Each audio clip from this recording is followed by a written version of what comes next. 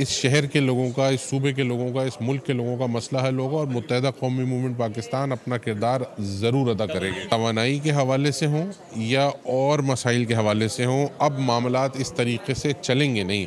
आज मैं आपके चैनल के तवस्सुत से ये ज़रूर बताता हूँ कि MQM पाकिस्तान अपने एहतजाज के दायरे को वसी करेगी अगर हमारी बातों को नहीं सुना गया, और जितना इस मुल्क का कानून और आइन हमें इजाज़त देता है हम एहतजाज करेंगे, चाहे हमें CM हाउस जाना पड़े, चाहे हमें जेल जाना पड़े। कराची में नया दौर प्लेटफॉर्म के तहत अफोर्डेबल एनर्जी से मुतालिक वर्कशॉप शुरा ने के इलेक्ट्रिक के अलावा दीगर तकसीम कार कंपनियों की बात की। कहा कि इलेक्ट्रिक के CEO किसी की नहीं सुनते। बिजली के बिल की अदायगी के बावजूद शहर में लोड शेडिंग जारी है। MQM के रुकन सिंध असम्बली ताहा अहमद खान कहते हैं शहरी मुश्किलात से दो चार हैं कि इलेक्ट्रिक की इजारादारी ख़त्म होनी चाहिए।